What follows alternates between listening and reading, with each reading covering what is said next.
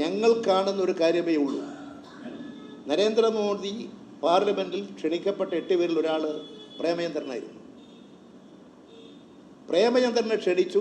പ്രേമചന്ദ്രൻ പോയി അദ്ദേഹത്തെക്കുറിച്ച് വലിയ അഭിപ്രായങ്ങളും പറഞ്ഞു കഴിഞ്ഞു. അതാണ് UDF, അതാണ് പ്രേമചന്ദ്രൻ എന്ന് പറയുന്ന MP. ഈ കേരളത്തിൻ്റെ മതനിരപേക്ഷതയോടും മതന്യൂനപക്ഷ താല്പര്യങ്ങളോടൊപ്പം നിൽക്കുന്ന നിലപാടാണോ അദ്ദേഹത്തിനുള്ളത്? ഇത് കേരള സമൂഹം മനസ്സിലാക്കൂ. ഞങ്ങൾക്കൊന്നേ ജനങ്ങളോട് അഭ്യർത്ഥിക്കാനുള്ളൂ, ഈ കേരളത്തിൻ്റെ മണ്ണിനെ കലുഷിതമാക്കരുത്. ജാതിയും മതവും പറഞ്ഞ് വിദ്വേഷം പരത്തി ഈ നാടിനെ കലാപഭൂമിയാക്കരുത്.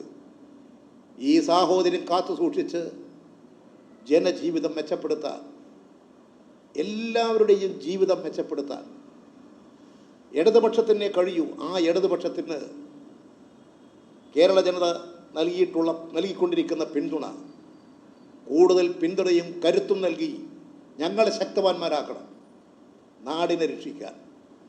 അതാണ് ഞങ്ങൾ അഭ്യർത്ഥിക്കുന്നത്. അതാണ് ഇടതുപക്ഷ മുന്നണി. ഇപ്പോൾ തെരഞ്ഞെടുപ്പ് വരാൻ പോകില്ലേ?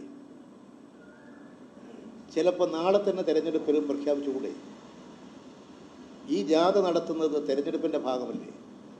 ഞങ്ങൾ നടത്തിയിട്ടുള്ള ജാഥയുണ്ട്, അത് CPM പൊളിറ്റിക്കൽ ക്യാമ്പയിൻ. ആ രാഷ്ട്രീയ പ്രചരണത്തിൻ്റെ ഭാഗമായി ക്യാമ്പയിൻ നടത്തുമ്പോൾ അതാത് രാഷ്ട്രീയ പാർട്ടികളാണ് നടത്തുക. മുസ്ലിം ലീഗ് അവർ രാഷ്ട്രീയ പ്രചരണ ജാഥ നടത്തിയിട്ടുണ്ട്. ഇത് നമ്മുടെ മുമ്പിൽ മുറ്റത്ത് വന്ന് കിടക്കുകയല്ലേ തെരഞ്ഞെടുപ്പ്. ആ തെരഞ്ഞെടുപ്പ് അങ്ങനെ നമ്മുടെ മുമ്പിൽ വന്ന് പെട്ടുകിടക്കുമ്പോൾ ഒരു മുന്നണിയിൽ ഒരു പാർട്ടി മാത്രം അവരെന്തിനു വേണ്ടിയാ 3 സീറ്റിന് ചോദിച്ചിരിക്കുകയാണ് മുസ്ലിം ലീഗ്. ആ 3 സീറ്റ് കൊടുക്കാതിരിക്കാനുള്ള വിദ്യയും ഇതിനകത്തുണ്ട്. അതുകൊണ്ട് ഇങ്ങനെയുള്ള ഒരു മുന്നണിയാണ് UDF. അത് ഒരു BJP RSSൻ്റെ അവർ പറഞ്ഞുകൊണ്ടിരിക്കുന്ന അന്തർധാരയില്ലേ, ആ അന്തർധാരയാണ്. പള്ളി പൊളിച്ച് അമ്പലം പണിയുന്നു.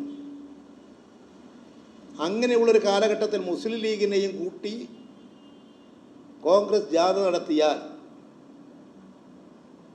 അത് കോൺഗ്രസ് മുസ്ലിം ജനവിഭാഗത്തെ കൂട്ടി നടത്തിയാൽ അപകടമുണ്ട് എന്ന തെറ്റായ ധാരണ വെച്ച് പുലർത്തിക്കൊണ്ടാണ് അവരവരെ വഴിയാധാരമാക്കിയത്, മുസ്ലിം ലീഗിനെ പരിഹസിച്ചത്. അത് മുസ്ലിം ലീഗിൻ്റെ അണികൾ ചിന്തിക്കും എന്നാണ് ഞാൻ കണക്കാക്കുന്നത്.